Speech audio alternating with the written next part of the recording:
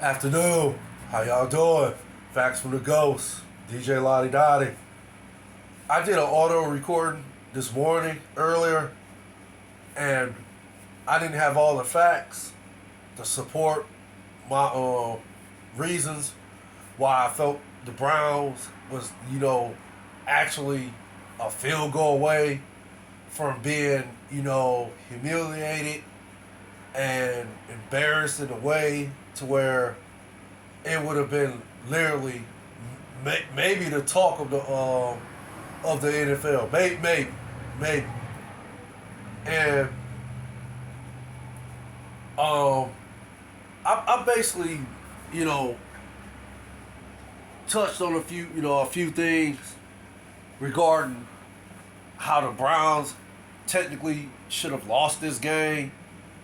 So what I'm gonna try to do is I'm gonna actually try to see if I can elaborate more on my reasons why I felt the Browns was a field goal miss actually, away from being a disaster and being the punchline, catchphrase, or however you want to, dial it up as far as in the Browns, pretty much being a laughing stock, as far as in the NFL going forward until, this Sunday's games. And Baker supposedly getting this big time revenge game. Oh, Baker, he did it. He said he was going to do it. He went and bought all those shirts with dog collars on them saying this and that about the Browns. Oh, and he lived up to it. He did it. He beat the Browns. Oh, he made the Browns pay for, backstabbing him like that and so forth. So, basically how I saw the game, and I mean, again, this is just, this is also my opinion. But watching the game this past Sunday, it basically, the Browns played, what's that, I said they played 3 quarters, and of the some odd minutes, the some odd total minutes of a football game, and like I said, this I should have did my homework on this, but I didn't. But don't quote me on this, but I from my, judgment of minutes, up until that point played in that game, I said the Browns played at least 25 point some odd seconds of football. Instead of playing 4 quarters, you have to play 4 quarters of football. Everybody knows that. If you don't play at least 4 quarters of football, you won't give you and your team a chance to win. Period. And that includes coaches, the players, period. And coaches period, and players period. So yeah, the Browns played 25 minutes and some odd seconds of football basically. And to be honest, there were some lapses in the first half too. But it wasn't enough to, have Browns fans feeling a certain way, like alarmed or, like anxious or like nervous that the Browns was going to blow the game, if that makes sense. So, like I said, elaborate. The first half, the Browns they dominated, basically. The Browns came out and they forced Baker to play within, his tendencies, which is if you apply pressure on Baker Mayfield, he's going to make mistakes. And he's going to get to a point where he gets frustrated. He will start making poor decisions and he will start throwing the ball inaccurately. Whether a sell over players, sell over receivers, outstretched hands, or it will hit him, in his feet, or, even worse than throwing an interception, or he'll get, he'll take a sack. He'll get sacked. Anybody taking a sack, he will get sacked. So that's what they did a lot in the first half to Baker. They forced him to run, to his right side, which I think that's actually Baker's somewhat of a skill set. When he runs to his right side of the field, he sometimes is able to make plays. But yeah, sometimes you make him run to the right side of the field. That's where he makes his most mistakes. So this time around, it worked. They forced Baker, to stay within the pocket, of course. They forced Baker to, throw the ball over outstretched hands because I think they only rushed like 3. I could be wrong, but I think they only rushed. I'm not talking about like a rush, a blitz, or anything like that. I think they only rushed 3, and they was able to get pressure with the 3 that they was rushing. They was sending in.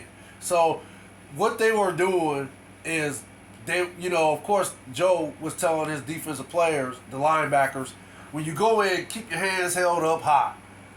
He said, because Baker likes to try to, when he throws the ball, he has a tendency to, throw it low enough to where you can, hit it out the air. If you just keep your hands up and as soon as you see him throw it, throw your hands up and you get that. 9 times out of 10, you'll be able to hit it out the air. So they were able to do that. I saw them do it at least 4 times in the first half. Knock a lot of Baker Mayfield's passes to the ground, bat him to the ground. So they were able to do that. They were able to get some sacks, and they were able to get an interception. So basically, yeah, they put Baker in a inept situation. He was very non-effective at all. As a matter of fact, he wasn't all that effective, period. Except for the one defensive lapse they had with the tight end where Baker was able to drop back and immediately he was able to see the tight end run straight out. And he was, of course, now me personally, when I first saw it, I thought, it was like, oh, Baker read the defense and that was a great pass.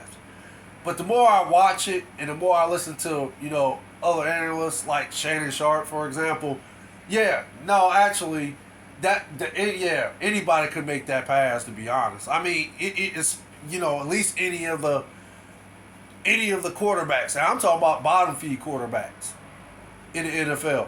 Yeah, I would like to think all the quarterbacks in the NFL can make that kind of throw that Baker made to the tight end because it was a blown coverage. It is just that's how it happened, I don't know. But it was a blown coverage, and Baker, was able to drop back and see it and threw it, and okay, touchdown. So, at that point it was 14-7, and then the Browns was able to, get downfield and get a field goal, and that put them up 17-7. So, and of course, the Panthers got the ball back, but they didn't get the ball back with enough time to try to, get another score before halftime. So okay, the second quarter ended, and it was Browns halftime lead of 17-7, Panthers. And I'm sorry, the halftime lead consisted of the Browns leading 17-7 over the Panthers. So okay, much the same was in the third quarter. The Browns, of course, they got a score. I think they got a score in the fourth quarter, and that put them up. Was that? No, I'm sorry. They got another field goal, so that put them up 20-7, and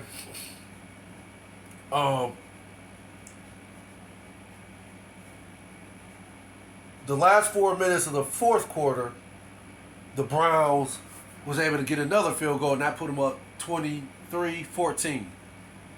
Now, in my opinion, I really think the Browns' defense, I could be wrong. I'm not saying I'm right. I'm just basically saying this is my opinion. And for me, watching the game and just getting that vibe that I guess Joe Woods and Myles Garrett, Javadian Clowney, Denzel Ward, and the rest of the game figured that The game was over. It was out of reach. Why you would think a game would be out of reach and you're only leading like by 9 points and it's only like 3 something minutes left. I mean, I'm sorry, under 4 something minutes left. That's a lot of time. That's a lot of time to get back in a football game. So, for some reason, like I said, just clearly my opinion, but I don't know. I just think they took Baker for granted. I think they figured that, okay, we got Baker right where we want him. What will we want him now? We're up 9. It's under 4 something minutes. It's under 4 something minutes left in the game. We know how Baker is when the game is on the line and he's feeling the pressure. We know he's going to make mistakes. We know he can't take that team downfield and get them a touchdown. They need a touchdown to get back in the game to even have a chance. We don't think Baker can do it. So, okay, let's just go ahead. Let's play I guess what, soft coverage or prevent. I don't know. I don't know what defensive set they were in, but it was the same as it was in the second quarter, where the Browns jumped out 14-7. I believe it was off the when they went up 14. I believe it was off a Kareem, like a Jacoby Brissett to Kareem Hunt combo touchdown connection. I'm sorry, not combo connection for a touchdown. It was the same blow coverage as it was for the tight end, as it was for what's his name, DJ Moore. I could be wrong about that, but all I know is, for some reason, the Browns get the field goal. They're up 9, 23-14, and they kick the ball off. And of course, ball I believe is at the 25. So they get the ball, and the very first series, literally the first series, I want to say a minute. Could be wrong, maybe 2 minutes into the first, like literally, before they even hike the ball. And after they hike the ball. I'll say 2 minutes. They score. He throws a strike to DJ Moore for a 75-yard touchdown. Okay. Again though, on the outside looking in, it looks like a great read and a great pass and catch for a touchdown, a strike, literally a lightning strike. And it happened that fast to the point where now the pressure's back on the Browns. But for that to happen, the only thing I could think of, and again, I'm not no expert in, as far as in defensive schemes, defensive, how they're drawn on a piece of on a clipboard or blackboard, or just names of the schemes and all. I'm not no expert in any of that, but all I know is it looked like the DB for the Browns and the safety, they got confused, because as you watch it happen, it looked like dude just. He kept going, like, as soon as the ball was high, he ran straight, literally, like he was sprinting. Like he was racing against someone else. He just sprinted straight ahead. And if you watch the DB, he just, literally, watched the dude go right by him. And he didn't even, it didn't click in his head to, chip the dude or, at least run with the guy. He just...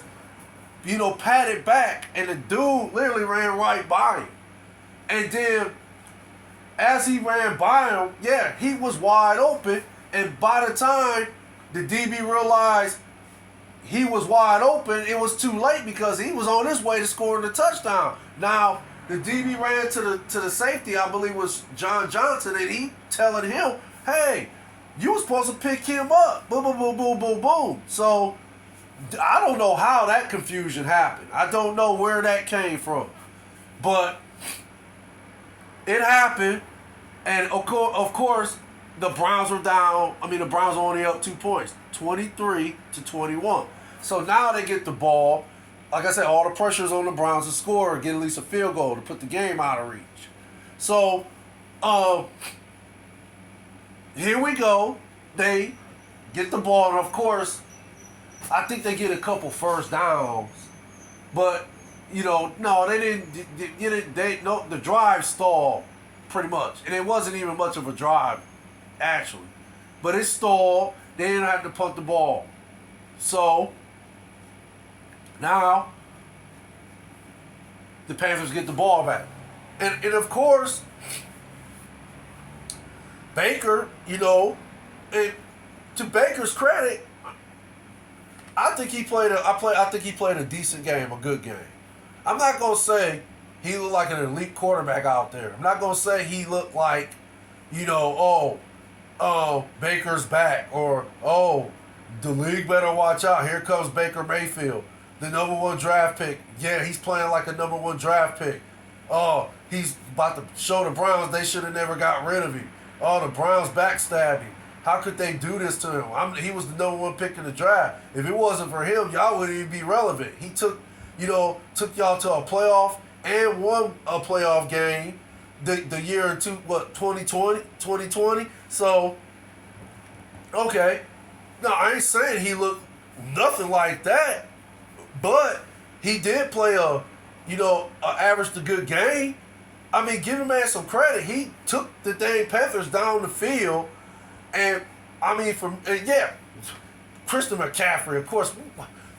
I don't have to speak on him. We already know what Christian McCaffrey can bring to a team. When healthy, he's one of the best running backs in the game. One of the best skilled running backs in the game when he's healthy. So we already know what Christian McCaffrey is going to bring to the table. So, yeah, McCaffrey, I think it was a 3rd and 7, and they handed the ball off to him. And, yeah, he got a nice, he ran the ball, do what Christian McCaffrey does best. He bobbed, he weaved, danced on him, and got the first down. So, okay, then he got another, I think they threw the pass. Baker threw a pass to him out the backfield, and I think he got it on, I want to say the 20. But then, no, maybe not 20, maybe the 40 or something, I think. And then they had to tack on another 15 yards because I believe John Johnson horse-collared him. So that's another 15. So that, I want to say that put them at the 20. Now, keep this in mind. Baker on fire. Baker is in his rhythm now. Baker is feeling himself now. Here he comes. Baker is like, ready to hot dog it, show out, twirl his arms like a helicopter like he normally do when he make plays on the field. He's ready to get down. He's ready to do all this. But then, what, in my opinion, was what stalled the momentum was when he fumbled the snap again. So he fumbled the snap, and I like to think if he don't fumble the snap, who knows? He might have scored a touchdown. Who knows? And then it would have been disastrous for the Browns. There would have been no way they could have came back, I don't think. So, but okay, Baker fumbled the snap, and then bam. They ended up having to settle for a field goal. So now, Panthers is up 1. Panthers is up 24-23 now. Okay, so the Browns get the ball back with 1 minute and 13 seconds left. And if you ask me, did I have any confidence in Jacoby Brissett at that time? No, I didn't think he was going to be able to do what he did. And after this game, Jacoby showed me something. I'm not going to lie. He showed me a presence that I did not think he was capable of having. It was almost like, okay, look, we're down, let's just say, for the sake of it, we're down 4 points, and we need a touchdown to win the game. Now, I'm not saying that, I'm just saying this is a hypothetical situation. I'm trying to find a comparison to why I felt the way why I see Jacoby Brissett in a different way now. And what the eye test told me about Jacoby Brissett this game against the Panthers in those last a minute and 13 seconds in the game, he showed me a presence, and he showed me like a leader of men quality that a quarterback has to have in order to be a leader of a football team, to lead their team to victory. And he showed me he possessed that quality with his presence, his calm demeanor presence, and the confidence he instituted amongst the Browns. As far as in commanding the huddle and calming everybody down. So, he took the ball, of course. I think they got the ball on the 25. Okay, he, got a nice little pass out to, I believe Donovan People-Jones. And I think that was a nice little 10-yard pass. And I think that put him on the 35. And then there was another, or maybe they was on the 20. 20, or I like to think they was on the 20 now, and I thought about it. But nevertheless, he throws a nice little 10-yard pass to Donovan Peoples. That put him on the 30. Then he threw another nice little 10-yard pass to Amari Cooper, and that put him on the 40. Now, this set up the anticipation and the charades, if you want to call it, or the excitement, or the debut of the fourth round, 124th pick of the draft for the Browns, which was the kicker, Cade York. Now, to this young man's credit, he's a rookie, but to his credit, I was told he told the Browns, just get me to the 40, and I'll take care of the rest. So okay, Jacoby Brissett did his job.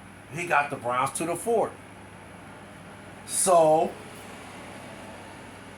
again, this sets the stage, and this sets, I guess, up the heroics of if he makes this kick. Oh, this was a great pick for the Browns. This is, we won our first preseason game since 2004. So, okay. Now, if you ask me about the kick, it was 58. It was a 58-yard field goal. Did I think he was going to make that? No. I didn't think he was going to make it because of what he was doing in preseason. He was missing. The matter of fact, I think he did. Yeah. Just say for the sake of it, he was missing kicks at about that distance. He was missing them in preseason. And I know the preseason is preseason. That don't count. But he still was missing them. So, did I have any confidence he was going to make this one? No, actually I didn't.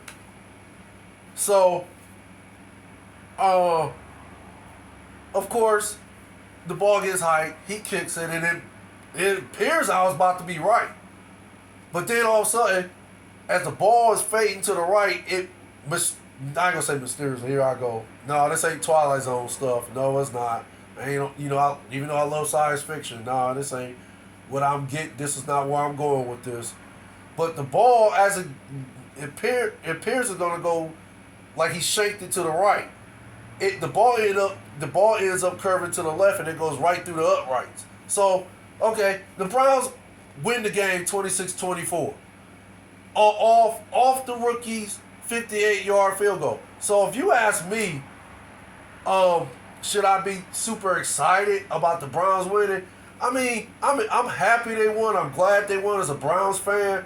But am I disappointed that it came down to a 58-yard field goal that a rookie, a fourth-round rookie with the 124th pick, we had to actually depend on a rookie, not a veteran, a rookie, to make a 58-yard field goal in order for us Browns fans to sit here and be, oh, we won. Oh, I'm so glad we won. A win is a win, is a win is a win. Yeah, but the Browns still need to work on some things.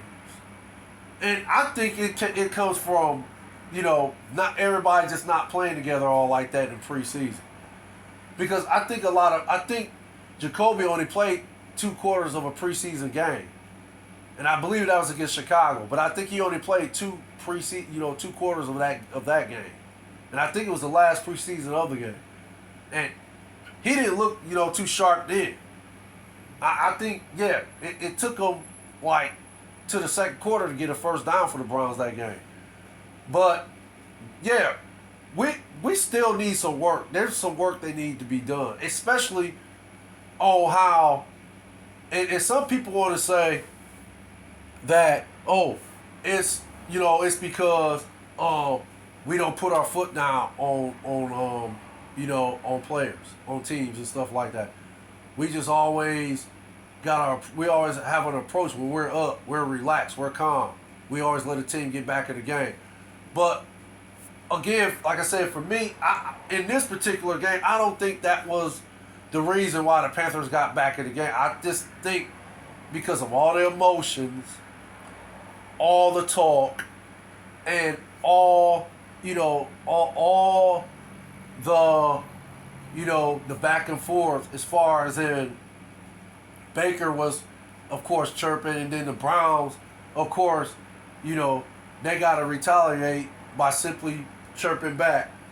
I think all that played a part into why the Panthers almost beat the Browns, and Baker Mayfield being the leader of the comeback and almost, producing a win for the Panthers over the Browns. I think it's simply because of the emotions and everything else I just named, and then the fact that they took him for granted. I think that's why they almost lost that game, and it took the kicker, Cade to bail us out. Simple as that. But for me, Jacoby Brissett had a great game. He completed 18 passes out of 34 attempts, 147 yards, and a touchdown. And Nick Chubb had 22 rushes for 141 yards. Peoples had 6 catches for 60 yards. And Baker Mayfield completed 16 out of 27 for 235 yards, a touchdown, and an interception. McCaffrey, now that defense was stout against McCaffrey, but again, to those last 4 minutes, McCaffrey, I like to think the 33 yards, he, the last 20 he got was under those 4 minutes in the fourth quarter. And those were huge 20-something yards he got. So, and then he had 10 rushes, like I said, 10 rushes, 33 yards, and a touchdown. And Robbie Anderson, I believe, 5 receptions, 102 yards, and a touchdown. So, again, the Browns, and Jacoby, like I said, he played, a decent game for me. I tell you why I got more confidence in Jacoby Brissett now going forward than I did before. And this morning, Jacoby was getting a lot of negative publicity as far as in his performance. Okay, at the end of the day, it's people's opinion. If you really think Brissett had a bad game, that's fine. It's your opinion. But for me, no, I don't think he played a bad game. Yeah, did he miss a lot of chunk plays? He missed like 3 of them. Yes, he did. He missed 3 opportunities to get some chunk plays. And out of those 3 opportunities, I like to think if he could have completed at least one for a touchdown. That's what I meant. He could have at least completed one for a touchdown, and maybe the other 2 go for a field goal. So, okay, like I said, the Browns had a 17-7 lead at halftime. Now, go at the 7, that would have been 24. and then you got 3. That's 27, and then you get another one, 30. So the Browns actually should have led, worst case scenario, 30-7 at halftime. And yeah, I believe if Deshaun Watson was playing, yeah, it'd have been a blowout. They would have been so far ahead of the Panthers in the first half that it wouldn't have mattered what Baker did in the second half. If that makes a lot of sense. But, yeah, Jacoby, besides the 3 chunk plays he missed out on, opportunities that he missed out on, yeah, he can do better. I agree. And I think that comes with rhythm. I think that comes with timing. And I just really think it could also be a possibility that he's just never played with this much talent on the team in his career, ever.